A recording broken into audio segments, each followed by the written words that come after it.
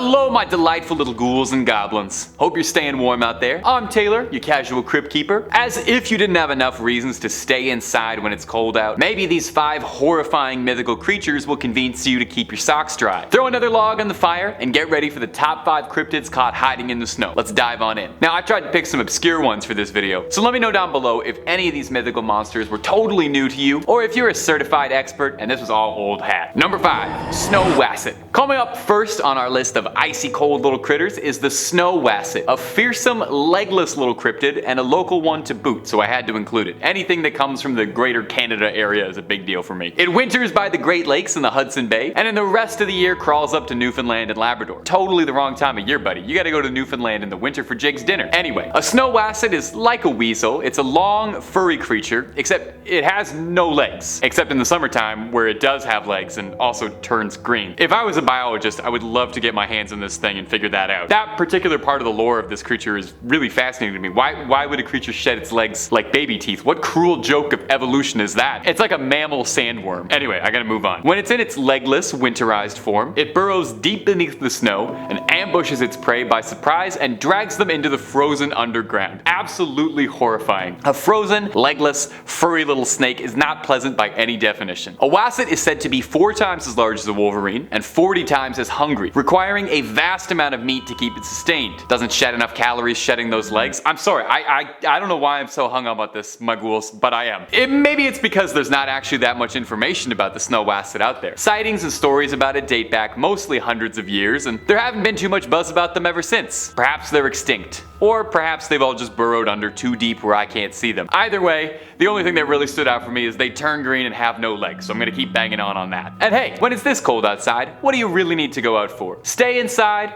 order some food, turn the heat up, and keep watching Top 5 Scary for the rest of the night. And while you're there, maybe think about tossing a subscribe your way if it's not too much trouble. Number 4, the Nuckelavee. Coming up next on this list is the Nuckelavee, a cryptid that I had never heard of before researching for this video. So I hope it's new to you too, and you get to learn something cool. The Nuckelavee is an old Nordic myth, a demon of the sea appearing as a horrifying demonic, part horse, part man, part thing hybrid. Seriously, this thing is disgusting. It looks like somebody glued a bunch of leftover horse parts and man parts together, and it's completely skinless, leaving its exposed flesh to all the elements to see. Kinda looks like one of those behind the scenes video of how they make McDonald's chicken nuggets, you know? The Nuckelavee is said to be trapped in the sea during the warmer months of the year, and then come winter is set free to wreak all kinds of havoc. This thing is pure evil, destroys just by breathing. The horsey head part emits toxic fumes just by opening its wretched maw, and this vapor causes crops to wilt, people to fall ill, and drought soon follows after. I see why they keep this thing locked up for most of the year, because it kinda sounds like a royal nuisance. It's thought that the Nuckelavee was first created by old Nordic storytellers as a way of rationalizing and explaining away things like drought and plague destroying the harvest. It's much easier to put a face to your problems, and when that problem is a wretched flayed horseman, it's easy to get angry at that. When stories of the Nuckelavee were told, it was thought to be so evil that its name was always said in a hushed whisper for fears of speaking too loudly of it could attract its attention. Oh, I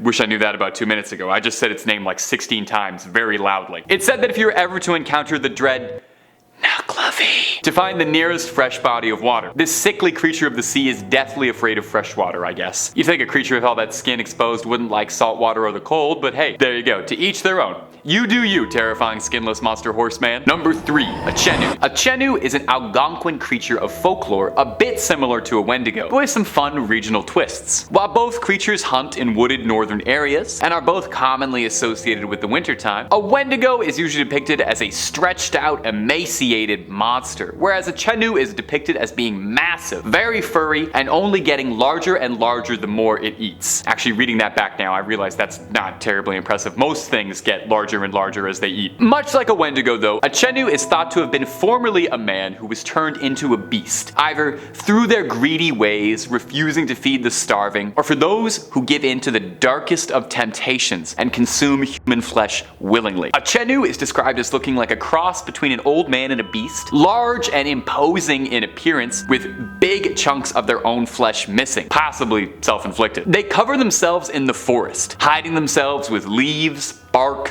snow, pine needles, until they look like a horrible lint roller of the woods that walks upright. Interestingly, unlike a Wendigo, it's thought that the process of turning into a Chenoo can actually be reversed. There's some good news. In some folk tales, the way to cure a Chenoo is a special medicine that can cause them to vomit up their frozen heart and vomit up the flesh that they've consumed, causing the afflicted to revert back to their human form in a sight that is no doubt disgusting for everybody. But if this isn't possible, if you don't have this medicine on hand, or it's just not feasible to trick a Chenoo, you can also get it to eat salt, which will apparently melt it from the inside. Poor Chenoo. You're forced to live a tormented existence as a snow monster, isolated from your former friends, doomed to hunt on your former species, consuming only the darkest meat available, and you can't even order a little bit of salt for your dinner, eating a totally flavorless diet. I got nothing but sympathy for you, Chenoo. Number 3, Kamaitachi. I think it's really fascinating what each culture's cryptids look like, you know? Each culture creates cryptids, and they all put their fun little spins on it, and whenever I get to make these videos, I learn all sorts of really cool mythological stuff that I'd never heard of before, and I sincerely hope you get that out of these videos too. I'd never heard of this next one, the Kamaitachi, but I am obsessed with it now. Coming to us from Japan, this yokai, which is like a Japanese type of demon, appears like a weasel except with razor-sharp, sickle-like claws, like a real-life Sneasel from Pokemon. I'm actually amazed there's no Pokemon directly based on a Kamaitachi. They seem like perfect for it. They have spiny fur, similar to a hedgehog, like prickly little needles, but they bark like a dog, and their claws could not be any sharper, and they're sickle-shaped. And also, a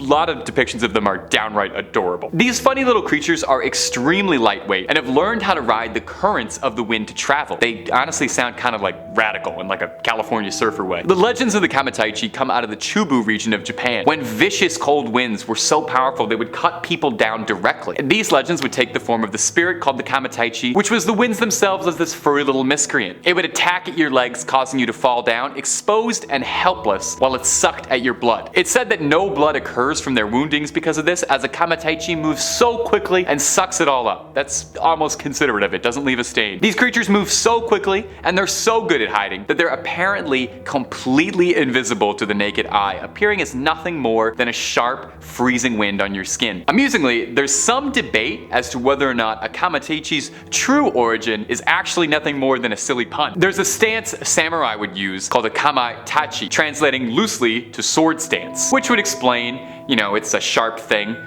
I don't know where the stance comes in, but it's sharp. However, there are legends all throughout Japan, throughout many regions, all telling stories of creatures that ride the wind and attack humans, and the sickle weasel remains among the most popular and among the most adorable. Sorry, Kamaitachi, you are just so cute. If anybody knows where to get like a stuffed toy of this little guy, please comment under the video. I need to know. Number 1, the Yeti. Coming in at the number 1 spot, a mainstay of any trip to the mountain, the Yeti. I mean, who else could possibly take the number 1 spot on a list about winter cryptids? Maybe Rudolph the Red-Nosed Reindeer. Does he count as a cryptid? I guess he was. Maybe he's more like a mutant. Anyway, a Yeti is an American manufacturer specializing in outdoor products such as ice coolers, vacuum insulated drinkware, and I'm reading the wrong one.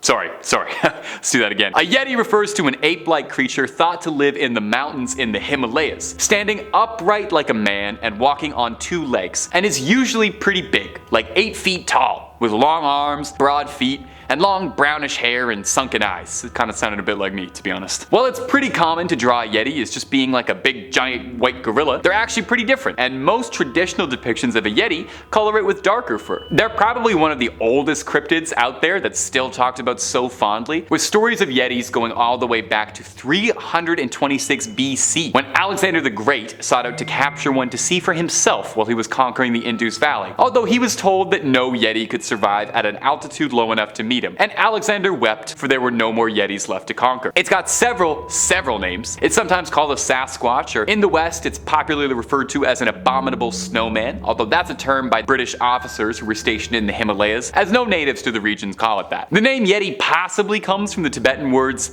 Yeti, meaning a man-like animal, or from Meti, meaning bear in some Nepalese and Tibetan dialects, which would make a good bit of sense, as it's thought that a number of Yeti sightings over the years that led to it being such a widely recognized cryptid could actually just be bear sightings being mistaken in the frosty air. In fact, there's a theory that Yeti sightings are from hybrid polar bears that had bred with grizzly bears, which has been recorded to happen, just not really anywhere where Yeti sightings are really made, so kinda up in the air. In Sherpa tradition, it's said that a Yeti is a powerful, mystical being, and a Yeti can choose to whom movement will make itself visible to, choosing to only appear to those who believe in it. So if you're ever trekking the Himalayas and worried about an attack, here's a little advice for you: just don't believe in it. Although there are a good number of people who believe that the Yeti are an intelligent enough species that just want to be left alone to their own devices, living peacefully in the mountains. Not so abominable after all. Well, my little ghouls and goblins, that's all for this video. Thanks so much for watching. Stay warm, creep on creeping on, and I'll see you in the next one.